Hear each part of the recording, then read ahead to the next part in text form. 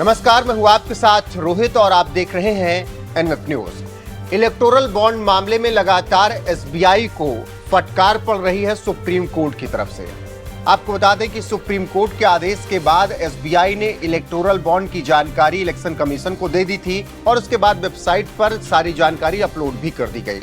लेकिन इसके ठीक बाद सुप्रीम कोर्ट ने फिर से एसबीआई को फटकार लगाई है और कहा है कि अभी जानकारी अधूरी है, विस्तार से जानकारी दीजिए ताकि सब कुछ दूध का दूध और पानी का पानी हो सके। खबर पूरी क्या है, चलिए विस्तार से बताते हैं। दरअसल इलेक्टोरल बॉन्ड मामले में सुप्रीम कोर्ट ने स्टेट बैंक ऑफ इंडिया को फिर से फटकार लगाते हुए नोटिस जारी किया है और अदालत ने बैंक से पूछा है कि बॉन्ड नंबरों का खुलासा क्यों नहीं किया गया, बैंक ने अल्फा न्यूमेरिक नंबर क्यों नहीं बताया। अदालत ने एसबीआई को बॉन्ड नंबर का खुलासा करने का आदेश दिया है।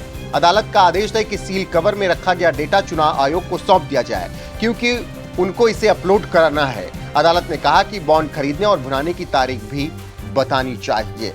तो इससे आप समझ सकते हैं किस तरीके से सुप्रीम कोर्ट लगातार एसबीआई को फटकार लगा रखी है और कहा जा रहा है कि आप पूरी जानकारी चुनाव आयोग को दीजिए ताकि तस्वीरें साफ हो सकें। और सुप्रीम कोर्ट ने इसके साथ ये भी कहा है कि बॉन्ड नंबरों से पता चल सकेगा कि किस दानदाता ने किस पार्टी को चंदा दिया। अब मामले में अगली सुनवाई 18 मार्च को फिर से होनी है, लेकिन उससे पहले ही एसबीआई को पूरी जानकारी सुप्रीम कोर्ट के आदेश पर देना पड़ेगा। तो चलिए अब इसके साथ ये भी बता देते हैं कि इलेक्टोरल बॉन्ड का ये पूरा मामला क्या है और किसको सबसे ज्यादा चंदा मिला।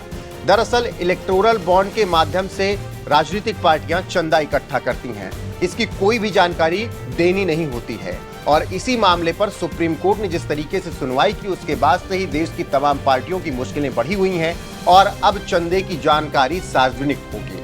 एक रिपोर्ट के मुताबिक इस वक्त आप अपने स्क्रीन पर जो तस्वीर देख रहे हैं, दैनिक भास्कर अखबार की ये पूरी कवरेज है और उन्होंने नेताओं के चंदा मामा के नाम से एक खबर की और इसी में उन्होंने बाकायदा बताया कि किस तरीके से किसको कितना चंदा मिला है।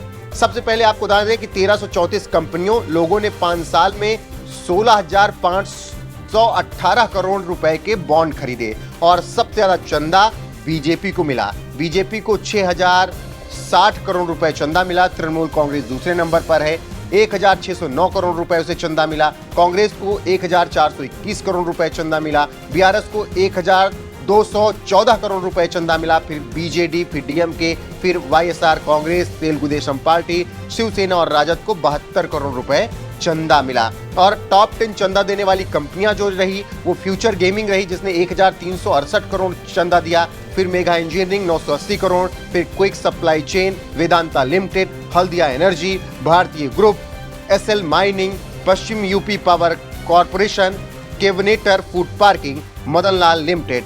तो इस तरीके से ये टॉप 10 कंपनियां रही जिसने चंदा दिया है पार्टियों को और बीजेपी को सबसे ज्यादा चंदा मिला है। फिलहाल अब चंदे की सारी जानकारी सार्वजनिक हो रही है और आम जनता तक भी ये बात पहुंच रही है कि किस कंपनी ने किसको चंदा दिया है। इसी बीच एसबीआई को लगातार सुप्रीम कोर्ट की तरफ से फटकार भी लगाई जा रही है और सुप्रीम कोर्ट के आदेश के बाद एसबीआई पूरी जानकारी सार्वजनिक कर रही है।